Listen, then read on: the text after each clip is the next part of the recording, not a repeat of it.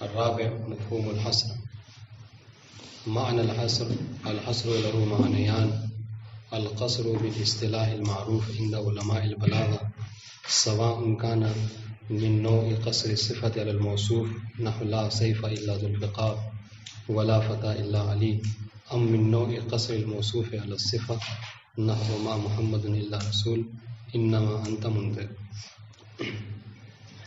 ہماری بات جو ہے وہ مفاہیم کے حوالے سے چل رہی تھی، اور ہم نے جو ہے اب تک مفہوم شرط، مفہوم وصف اور مفہوم غایت کے حوالے سے گفتگو کی، اور اس میں نظریہ مصنف یہ تھا کہ مصنف جو ہیں مفہوم شرط کے قائل تھے، مفہوم وصف کے قائل نہیں تھے، اور مفہوم غایت کے بھی قائل تھے. نہیں، غایت کے تھے، ہاں اس میں وہ تفصیلات ہے. بہرحال آج جو ہماری گفتگو مفہوم حصر کے حوالے سے، ٹھیک ہے.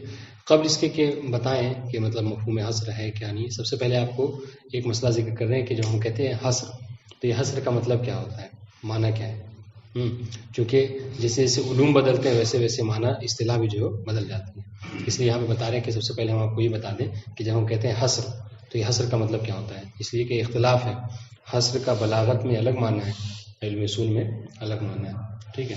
ہاں، تو سب سے پہلے خلاصے کی طرف آپ یہ سمجھ لیجئے کہ ایک معنی اصولی ہے اور ایک معنی کیا کہتے ہیں بلاغی ہے.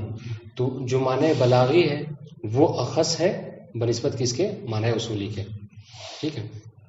یعنی ان دونوں میں کون سی نسبت پائی جاتی ہے، عموم خصوص مطلق کی، ٹھیک. اچھا، معنی بلاغی کیا ہے، کہہ رہے حصر کا جو معنی بلاغی ہے، حصر کے لیے کہا گیا کہ الحصر هو القصر بلاغت میں، ٹھیک ہے. الحصر هو القصر. اب پھر سوال یہ ہے کہ بھائی جب حصر کو آپ قصر سے تعبیر کر رہے ہیں تو پھر یہ قصر کیا ہے، قصر کسے کہتے ہیں.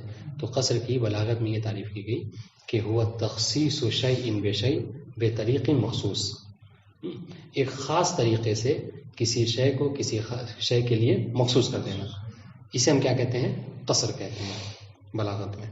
تو انہوں نے کہا کہ یہ جو قصر ہے یہی جو ہے وہ حصر کہلاتا ہے. کہاں پر، علم بلاغت میں، ٹھیک ہے. تو اب کیا ہو گیا، تو علم بلاغت میں حصر کسے کہتے ہیں، قصر کو، ٹھیک ہے. اب آئیے، تو یہ معنی بلاغی. معنی اصولی کیا ہے، معنی اصولی وہ کہتے ہیں کہ نہیں، ہم علم اصول میں حصر کو صرف قصر نہیں کہتے، تخصیص الشیء بشیء بطریق مخصوص صرف ہم اسے نہیں کہتے، بلکہ جو علم اصول میں جو حصر کہلاتا ہے وہ عام ہے. یعنی کیا مطلب، یعنی حتیٰ استثناء کو بھی شامل ہے، استثناء کو بھی شامل. اب یہ وجہ عموم ہے. اب جب آپ کہیں گے کہ عموم خصوص مطلق کی نسبت پائی جاتی ہے اور معنی اصولی عام ہے معنی بلاغی سے، تو آپ سے دلیل پوچھا جائے گا کہ کیا دلیل ہے جو آپ کہہ رہے ہیں کہ معنی اصولی عام ہے. تو آپ دلیل کے طور پر کیا بیان کریں گے کہ چونکہ معنی اصولی میں قصر کے ساتھ ساتھ استثناء بھی شامل ہے، جبکہ معنی بلاغی میں صرف قصر ہے، حصر وہ استثناء شامل نہیں. اب یہاں پر ایک اور سوال جو یہاں پہ نہیں ہے، وہ یہ کہ آخر کیا وجہ ہے کہ علم اصول میں حصر میں استثناء کو شامل کر رہے ہیں جبکہ علم بلاغت میں نہیں ہے. تو اس لیے کہ الاستثناء هو الاخراج. استثناء کسے کہتے ہیں، دیکھیے آپ نے قصر کی بھی تعریف لکھوائی ہم نے، استثناء کسے کہتے ہیں، کہا الاستثناء هو الاخراج. استثناء کیا ہوتا ہے، اخراج کو کہتے ہیں، اور حصر میں یہ اخراج نہیں ہوتا، سمجھ رہے ہیں. اس وجہ سے بلاغت والے کہتے نفی کرتے ہیں، کہتے ہیں ہم استثناء کو حصر نہیں کہیں گے. اس کا جو لازمہ ہوتا ہے، جب آپ کہتے ہیں نا کہ ما جاء الا زید، اس کا مطلب کیا ہے کہ آپ نے زید کو آنے کے حکم سے خارج کر دیا، سمجھ رہے ہیں، آپ نے آنے کے حکم سے زید کو خارج کر دیا. لیکن اس کا لازمہ یہ ہے کہ کیا ہے، مثلا سب کے سب آئے، تو اس سے ایک طرح کا حصر جو ہے وہ کیا ہے، سمجھ میں آتا ہے. بس اس وجہ سے کہتے ہیں کہ اس طریقے سے یہ حصر قصر کو شامل، اس طریقے سے استثناء کو بھی شامل ہے. لیکن اچھا، یہ دونوں باتیں واضح ہو گئی. ہاں، اب یہ کہہ رہے ہیں، دیکھیے جیسے کہہ رہے ہیں فشربوا الا قلیلا، اس کی ایک مثال یہاں پر دی انہوں نے، سب نے پیا الا قلیلا، یعنی الا قلیلا کیا مطلب. اچھا ایک بات اور یاد رہے، چونکہ ابھی استثناء کے بارے میں پوری بحث ہوگی. تو استثناء میں کیا ہوتا ہے، اب اس سے پہلے جو ہم نے غایت اور مغیب جو بحث تھی، اگر اس کو یہاں پہ تطبیق کریں بہت آسانی سے آپ سمجھ جائیں گے. ہم نے اس سے پہلے کیا کہا تھا، غایت کسے کہتے ہیں، مغی کسے کہتے ہیں، ادات غایت کسے کہتے ہیں، بس اسی کو یہاں پہ تطبیق کرنا ہے. ہم نے اس سے پہلے کیا کہا تھا کہ غایت کی تعریف کیا ہے، کہ جو ادات غایت کے بعد ہو وہ غائب ہے. احسن تم. اور جو ادات غائب سے پہلے ہو مطلب بس اسی کو یہاں پہ تطبیق کر لیں. استثناء مستثنی من کیا ہے, مستثنیٰ کیا ہے, ادات استثناء کیا ہے, اگر کسی کو نہیں سمجھ میں آ رہا ہے تو بس اسی کو یہاں پہ تطبیق کر لیں. کیا کہ جو ادات استثناء کے بعد ہو وہ کیا ہے, غائب نہیں, استثناء کی بات کر رہے ہیں. جو ادات استثناء کے بعد ہو وہ مستثنیٰ ہے, اور جو اس سے پہلے وہ مستثنیٰ من ہے. واضح تو مطلب بہت آسانی ہو گئی, اس سے سمجھیں گے آپ اس طریقے سے. ہاں, اور ایک بات یہاں پہ یہ بھی یاد رہے کہ مستثنیٰ مستثنی من میں کیا ہوتا ہے کہ جو حکم مستثنی من کا ہوگا وہ حکم مستثنیٰ کا نہیں ہوگا. ٹھیک ہے, آپ دیکھیے, آپ اس مثال میں کیا کہہ رہے ہیں کہ جاء القوم الا زیدن, اس میں مستثنیٰ کیا ہے, مستثنی من کیا ہے, ٹھیک ہے. تو آپ دیکھیں حکم کے اعتبار سے بھی الگ ہے کہ نہیں ہے. جب آپ کہہ رہے ہیں جاء القوم الا زید تو قوم پہ آپ آنے کا حکم لگا رہے ہیں اور زید پہ نہ آنے کا حکم لگا رہے ہیں, تو دونوں حکم میں الگ مختلف. اس لیے یہاں پہ کہہ رہے ہیں فشربوا الا قلیلا, یعنی کیا مطلب, یعنی فشربوا میں قوم نے پیا, سب نے پیا, اس پہ مثبت کا حکم لگا رہے ہیں. الا جو قلیلا ہے اس پر کیا کہہ رہے ہیں کہ انہوں نے نہیں پیا.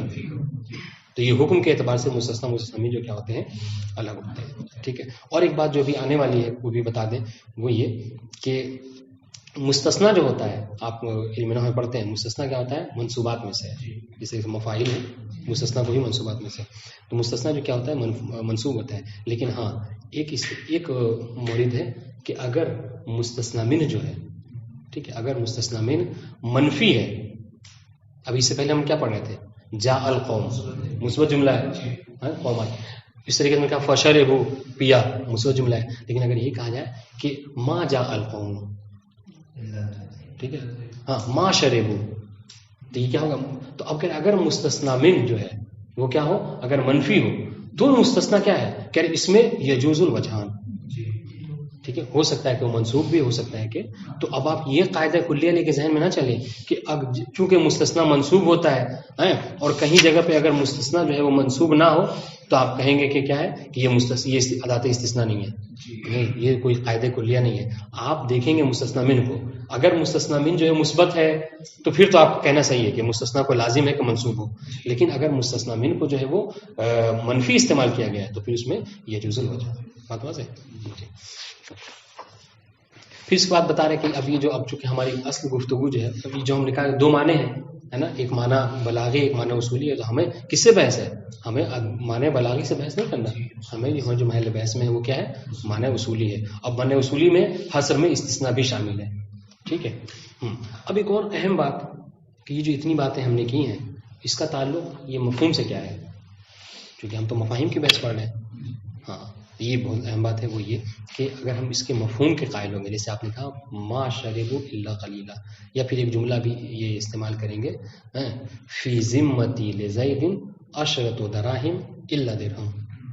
ٹھیک ہے. تو اب اس میں کہہ رہے کہ یہ بھی مثال سمجھ لیں تاکہ تطبیق میں آسانی ہو.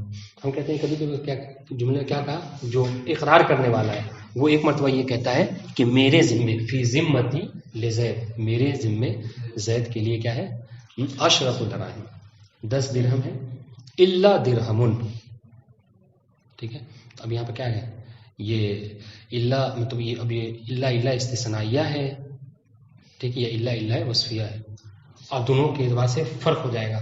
اگر آپ یہ کہیں گے کہ یہ جو الا ہے یہ الا وصفیہ ہے تو اس کا مطلب کیا ہوگا, نہیں, وصفیہ کا مطلب یہ ہے, وصفیہ کا اگر آپ کہیں گے تو اس کا ترجمہ یہ ہوگا, اس کا یہ مطلب ہے کہ آپ یہ کہنا چاہ رہے ہیں کہ میرے ذمے زید کے ایسے, یعنی پورا کہیں گے پورے 10 کا 10 درہم آپ کے ذمے ہیں, آپ اس کے 10 درہم کے مقروض ہیں. جب آپ یہ جملہ کہہ رہے ہیں, جب وصفیہ کا ترجمہ کریں گے آپ وہ یہ کہنا چاہ رہے ہیں کہ میرے ذمے زید کے 10 درہم ہیں. اچھا, ایک بات اور اردو ترجمے کے اعتبار سے یاد رکھیے, کبھی جب بھی ہم کبھی وصف کا ترجمہ کرتے ہیں نا, جاء رجل عالم مثلا, ہے نا, مررت برجل عالم, تو اس میں ترجمہ کیا کرتے ہیں, ایسے کا استعمال کرتے ہیں ہم لوگ, ہے نا. تو آپ یہاں پہ دیکھیے ہم نے کیا کہا, وہ کہنے لیس فی ذمتی لزید عشرۃ دراہم الا درہم. اگر وصفیہ کا ترجمہ کریں گے تو کیا ہوگا کہ میرے ذمے زید کا 10 درہم ہے. اب دیکھ وصفیہ ترجمہ, ایسا 10 درہم کہ جو 1 درہم نہیں ہے. ٹھیک ہے, ایسا 10 درہم کہ جس کی صفت کیا ہے کہ وہ 1 درہم نہیں ہے. تو اس کا مطلب کیا ہوا, اس کا مطلب یہ کہ آپ کے پاس 10 ہے. ہاں اب یہی ہوتا ہے کبھی کبھی اگر آپ اس اللہ کو استثنائیہ مانیں گے تو کیا ہوگا. اب یہاں پہ یہ ترجمہ ہوگا لیسا فی ذمتی، ہاں فی ذمتی لزید عشرۃ دراہم الا درہما. اگر آپ وہاں پہ یہ ترجمہ کریں گے اس کا استثناء کا تو کیا ہوگا یہاں پہ یہ کہ گویا کہ آپ 9 کی نفی کر رہے ہیں اور 1 اپنے اوپر ثابت کر رہے ہیں، یعنی آپ زید پہ یعنی آپ 1 درہم کے مقبول ہیں اس سے. ٹھیک ہے، تو یہ بحث آئے گی انشاءاللہ تطبیق میں زیادہ واضح ہو جائے گی. یہاں بات واضح انشاءاللہ. جی کہہ رہے معنی الحصر، الحصر له معنیان، کہہ رہے حصر کے 2 معنی ہیں. سب سے پہلا معنی خود نمبر لگا دیا ہے، کہہ رہے القصر. ٹھیک ہے، پہلا معنی یہ ہے کہ حصر هو القصر، اور یہ معنی کیا ہے اس کے آگے آپ لکھ لیجئے کہ یہ معنی علم بلاغت میں ہے اور یہ معنی اخص ہے. ٹھیک ہے، خاص معنی. القصر بالاصطلاح المعروف عند علماء البلاغہ، یہ علماء بلاغت کے نزدیک. اچھا پھر قصر کیا ہے؟ قصر کی تعریف اس میں نہیں ہے، لیکن اگر علم بلاغت میں دیکھیں تو قصر کیا ہے؟ تخصیص شیء بشیء بطریق مخصوص، یہ قصر کہتے ہیں. ہاں اب یہ کہہ رہے سواء کان من نوع قصر الصفۃ علی الموصوف ام من نوع قصر الموصوف علی الصفۃ. تھوڑا سا یہ سمجھنے والی بات ہے. یہ کہہ رہے ہیں کہ اب یہ قصر ہے، ٹھیک ہے، حصر علم بلاغت میں قصر کو کہتے ہیں. ابھی جو آپ مخصوص کر رہے ہیں کہہ رہے ہیں یہ 2 طرح سے مخصوص کرنا. کبھی ایسا ہوتا ہے، دیکھیں کبھی ایسا ہوتا ہے کہ آپ صفت کو موصوف کے ساتھ قصر کر دیتے ہیں، خاص کر دیتے ہیں. یعنی صفت کو موصوف کے ساتھ آپ نے خاص کر دیا. کیسے کہ یعنی کوئی جوان نہیں ہے سوائے علی کے. ٹھیک ہے، یعنی آپ نے گویا کہ جوانی کو خاص کر دیا مولا کائنات سے. کوئی تلوار نہیں ہے سوائے ذوالفقار کے. ٹھیک ہے، تو یہ کبھی یہ ہوتا ہے کہ آپ صفت کو ترجمہ کیا کریں گے سواء کان من نوع، یعنی گویا کہ مطلب آپ کو یہ بتانا چاہ رہے ہیں کہ گویا کہ کہنا چاہ رہے ہیں قصر کی 2 قسمیں ہیں جو علم بلاغت میں ہے. قصر کبھی صفت کو موصوف کے ساتھ ہوتا ہے خاص کر دینے کا، اور کبھی کبھی ایسا ہوتا ہے قصر کا یہ معنی ہوتا ہے کہ آپ موصوف کو صفت کے ساتھ، یعنی معاملہ برعکس ہو جاتا ہے. پہلے میں آپ نے کیا کیا تھا؟ صفت کو خاص کر دیا تھا کس سے؟ موصوف میں. موصوف مولا کی ذات اس میں اس مثال میں. ٹھیک ہے، تلوار والی مثال میں خود تلوار موصوف ہے. ٹھیک ہے، تو لا سیفا یہ صفت الا ذوالفقار ولا فتح الا علی. بات واضح. اب یا پھر ایک قصر کی دوسری قسم ہے من نوع قصر الموصوف علی الصفات، کہ نہیں آپ موصوف کو خاص کر دینے کس سے؟ صفت میں، یعنی اس موصوف میں اور کوئی چیز نہیں پائی جاتی، کچھ نہیں پایا جاتا سوائے اس صفت کے. اور اگر اس کی آپ تشریح علم بلاغت میں دیکھیں تو اس کے لیے علماء کہتے ہیں کہ یہ محال ہے. دوسری والی صورت محال ہے. کیوں محال ہے؟ کہتے ہیں کہ محال ہے کہ کسی شخص کسی موصوف کو آپ کسی ایک صفت میں ہی جو کیا ہے آپ اس سے مختص کر دیں، موصوف کر دیں. نہیں، اس کے جیسے گرچہ یہاں پہ کہا گیا ہے کہ وما محمد اللہ رسول، یہ اسم کی مثال ہے. ہم ترجمہ کیا کرتے ہیں کہ محمد صلی اللہ علیہ وسلم کچھ نہیں ہے سوائے رسول کے.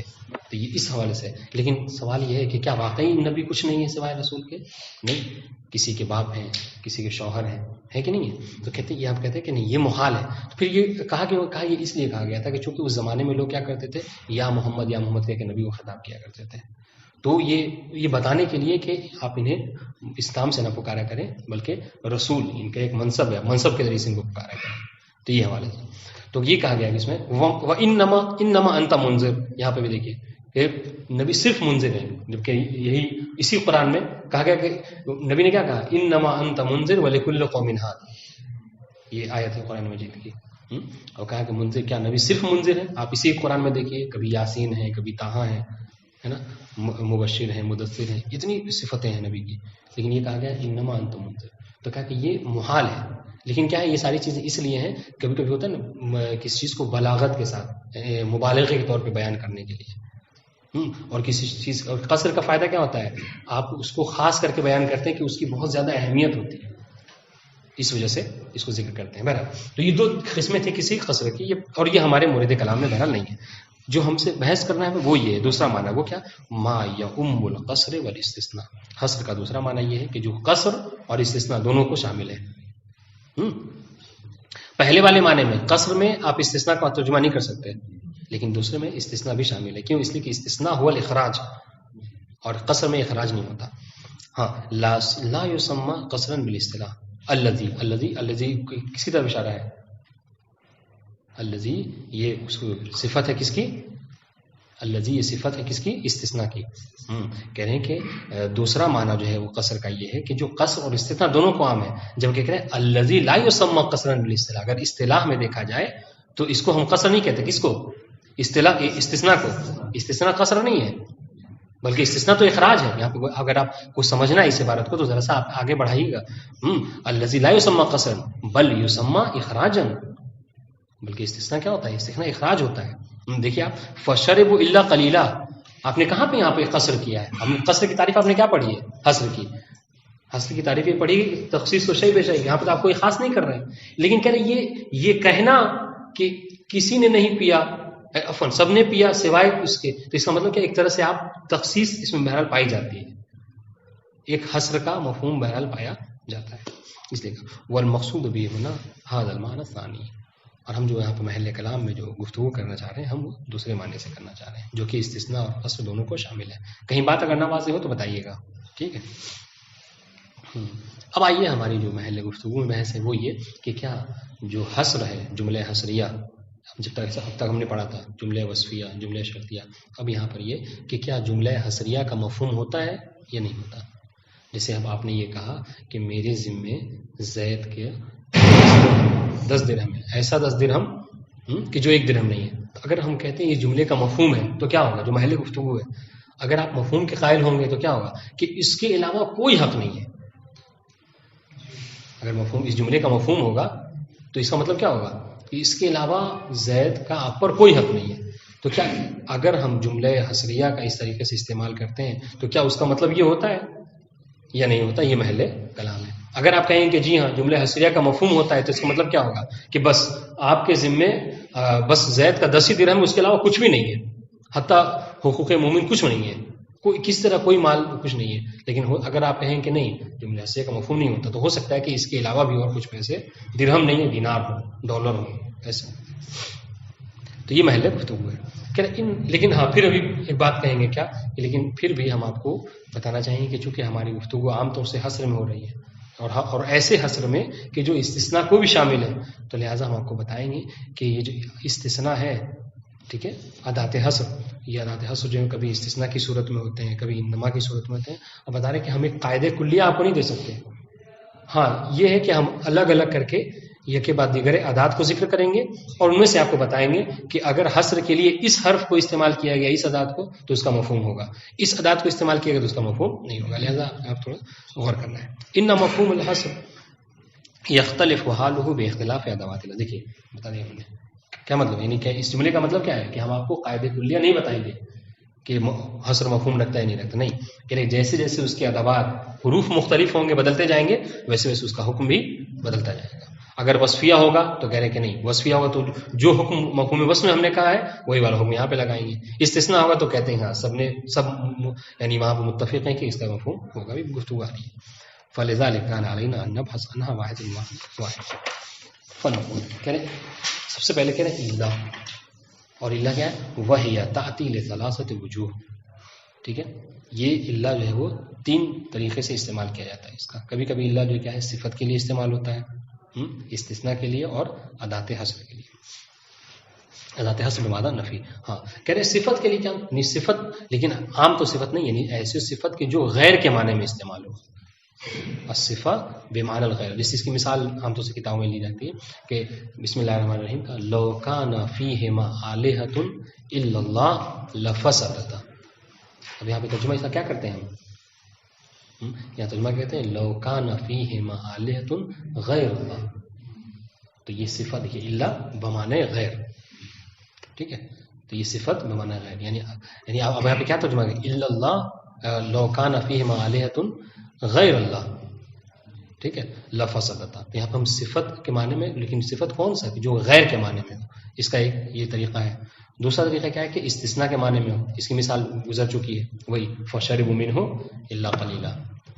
تیسری کیا ادات حصر، نفی کے بعد حصر کے لیے استعمال ہونا، الا آتا ہے کبھی کبھی. ما جاء الا زید، دیکھیے ما جاء تو پہلے مستثنیٰ جو کیا ہے نفی ہے اور اس کے بعد جو الا کا استعمال کیا گیا ہے، جیسے ما محمد الا رسول. اب یہ کہ بات نہیں کرے، سب کا حکم بتا رہے ہیں کہ کیا ہوگا. کہ اما الا الوصفیہ، یہ کون سا ہے؟ جی ہاں الا الوصفیہ جو غیر کے معنی بھی جو تین بتایا تھا اس میں سب سے پہلے بارے میں پڑھ رہے ہیں. فہیا، ہیا کس میں کہاں پلٹے گی؟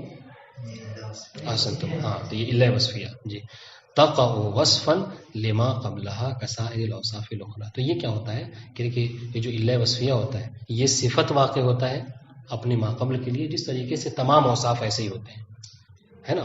جب آپ جملہ کہتے ہیں، کوئی بھی جملہ وصفیہ استعمال کرتے ہیں، اس کے کیا آپ ترجمہ یہی نہ کرتے ہیں، اس کا ترجمہ ہو یا اس کے اعراب ہو تو یہ کہتے ہیں کہ یہ صفت ہے اپنے موصوف کے لیے، ما قبل کے لیے. اس طریقے سے کریں یہاں پر بھی جب آپ اللہ کا استعمال کریں اور اللہ صفت کے لیے لائیں گے تو اس کا حال وہی ہوگا جو بقیہ اوصاف کا ہوتا ہے، کوئی فرق نہیں ہوگا. تو ایک یہ اعراب کے اعتبار سے ہو جائے گا، ٹھیک ہے. اور دوسری بات کیا ہے وہی، اور جو حکم مفہوم وصف کا ہے وہی یہاں پر لاگو ہوگا.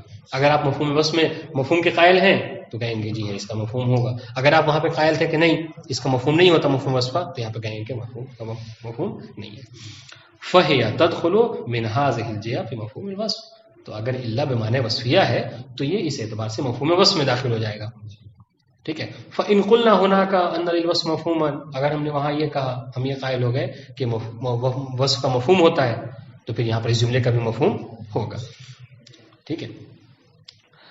فَهِيَ كَذَلِكَ، تو کیا مطلب ہے اس کا بھی مفہوم ہوگا. وَإِلَّا فَلَا، اور وَإِلَّا کیا، وَإِن لَمْ نَقُلْ فَلَا يَكُونُ لِهَذِهِ الْجُمْلَةِ مَفْهُومًا. اگر ہم نے یہ کہا کہ نہیں وہاں وصف کا مفہوم نہیں ہوتا، ٹھیک ہے، تو اس کا مفہوم نہیں ہوگا. واضح ہے عبارت؟ جی. وقت ہاں اب مصنف کہہ رہے کہ یہ تو بات ہو گئی اگر ہم قائل ہیں یا نہیں ہے، ہم آپ کے اعتبار سے بتا، لیکن مصنف کہہ رہے کہ اگر ہمارے اعتبار سے پوچھیے تو ہم ابھی اس سے پہلے ذکر کر چکے کہ مفہوم وصف کے ہم قائل نہیں ہیں. تو اس طریقے سے ہم یہاں پر بھی اس الا وصفیہ کے مفہوم کے قائل نہیں ہوں گے. ہاں جہاں تک ہماری بات ہے تو مصنف کہہ رہے ہیں کہ جی وقد رجحنا فیما سبق، ہم مفہوم وصف میں اس بات کو ترجیح دے چکے ہیں کہ ان الوصف لا مفہوم له، کہ مفہوم وصف کا جو مفہوم نہیں ہوتا. فَإِذَا قَالَ، اب دیکھیے تھوڑا سا عبارت ہے غور کرنے والی. فَإِذَا قَالَ الْمُقِرُّ، اگر اقرار کرنے والے نے یہ اقرار کیا کیا کہ فی ذمتی لزید عشرۃ دراہم الا درہم، کہ میرے ذمے زید کے لیے 10 درہم ہے. کیسا 10 درہم؟ اب یہاں پہ آپ کو الا سوائے کا ترجمہ نہیں کرنا، استثناء. ہاں ٹھیک ہے. ہاں کہنے کہ یہاں پہ کیا آپ کو صفت کا ترجمہ، غیر بمانے صفت بمانے غیر، یعنی کہ کیسا درہم، کہ ایسا درہم کہ جو ایسے 10 درہم کہ جو 1 درہم نہیں ہے، ٹھیک ہے. یعنی اس طریقے سے بے جا علیہ الا درہم، یہ جو الا درہم ہے نا آخر میں کہہ رہے ہیں آپ اس کو کیا کریں، کہاں وصفن، آپ اس کو وصف قرار دیں اور پھر وصف والا ترجمہ بھی کریں. یہ نہیں کہ بس عبارت میں وصف بول دیں اور ترجمہ سوائے والا کر دیں، نہیں، یہ صحیح نہیں ہے. آپ وصف کہیں اور وصف کا ترجمہ، یعنی میرے ذمہ زید کا ایسا 10 درہم ہے کہ جو 1 درہم نہیں ہے، اس کی یہ صفت ہے کہ وہ 1 درہم نہیں ہے. فَإِنَّهُ، تو اب یہاں پر اس کا مطلب کیا ہوگا، دیکھیے معنی بھی بدل جائے گا. فَإِنَّهُ يَثْبُتُ فِي ذِمَّتِهِ تَمَامُ الْعَشْرَةِ الْمَوْصُوفِ. تو یہاں پر رک جائیں ہم. فَإِنَّهُ يَثْبُتُ فِي ذِمَّتِهِ تَمَامُ الْعَشْرَةِ، تو اب کیا ہوگا، اس کے ذمے میں زید کیا ہوگا، زید کا 10 درہم ثابت ہو جائے گا.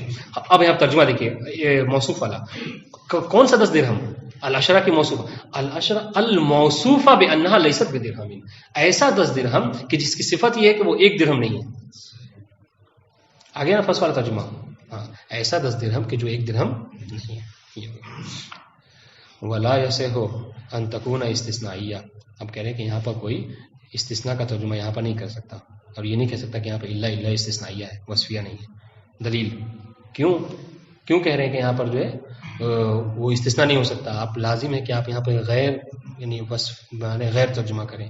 اس لیے لعدم نصب درہم، اس لیے کہ اگر یہ استثناء ہوتا تو سب سے بڑی بات یہ نحوی اعتبار سے دلیل یہ ہے کہ اس کو منصوب ہونا چاہیے تھا، اس لیے کہ مستثنیٰ کیا ہوتا ہے، منصوب ہوتا ہے.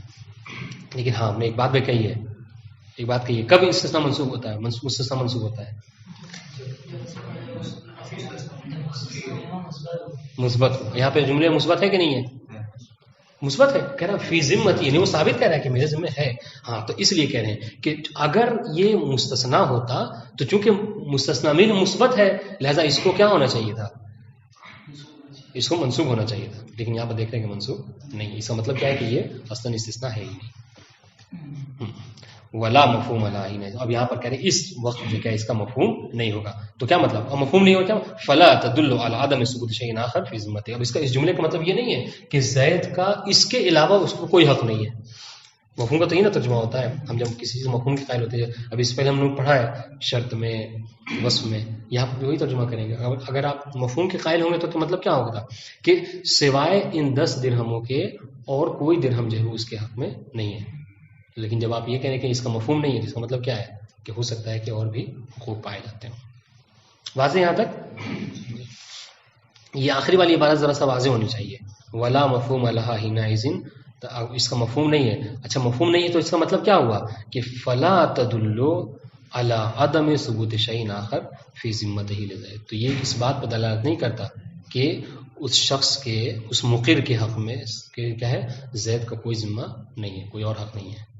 ہاں یہ کب کہتے کہ اور کوئی حق نہیں ہے؟ جب آپ مفہوم کے قائل ہوتے ہیں. جی تو یہ ایک بات یہاں پہ ختم ہو گئی. اب یہاں سے شروع کر رہے ہیں وہ جو دوسری بات ہم نے کہا کہ اللہ کبھی کیا ہوتا ہے استثناء کے معنی میں ہوتا ہے.